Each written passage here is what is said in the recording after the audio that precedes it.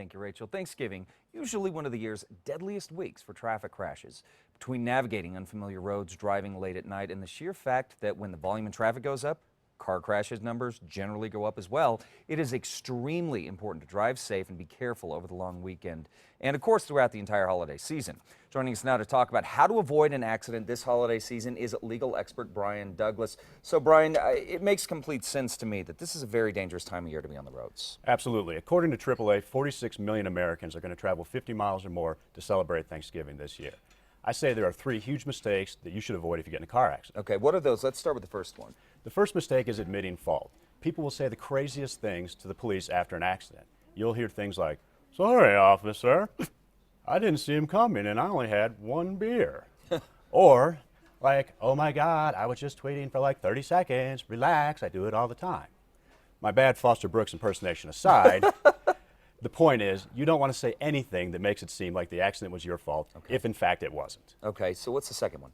The second mistake to avoid is failing to document what happened. You want to document anything you see at the scene. You want to take pictures or get video of the scene, the road conditions, the cars, the damage, whatever you can get. And also witnesses. Anyone that stopped to help, anyone that saw anything, get their name, get their address, telephone numbers, email, Facebook, Snapchat, Twitter, LinkedIn. Take selfies with them. Whatever you can get. You can't get too much information. Get as much as you can. Well, especially this day and age, everyone has a smartphone. There's really no reason not to do it. So what's the third mistake to do? Probably most importantly is refusing medical treatment. You're driving along, you're going to see grandma for Thanksgiving, bam, you get in a car accident. Body pumps adrenaline, masking the symptoms and any pain you might have. So when you're offered medical treatment at the scene, you say, "No, I'm fine." But then 3 days later, you wake up and you're kind of going around doing the robot, right? Because you can't turn your head, so you go to the doctor and say, "Hey, I was in an accident 3 days ago, now I'm hurt."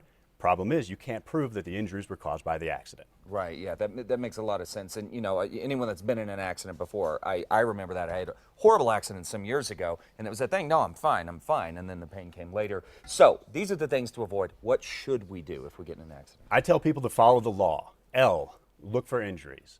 A, assess the situation. Are the vehicles safe? Do they need to be moved? Do we need to call for emergency help? W, witnesses. Find anyone that saw anything and get their information. Okay. So those are the mistakes to avoid. Remember, if you get in an accident, to follow the law, and most importantly, be safe out there this holiday season. Okay, so if you give one tip, Brian, what would it be when we're traveling this holiday season? Absolutely situational awareness. Pay attention to what you're doing. You may be in an unfamiliar place. It may be dark. You may have the kids distracted. With all the technology that you mentioned, there's a lot of distractions that we have. Focus on what you're doing. Focus on driving. Get to your destination safely first. Everything else can wait. Yeah, there you go. Good words to live by this holiday season, guys. For more information on this, head over to CASA.com.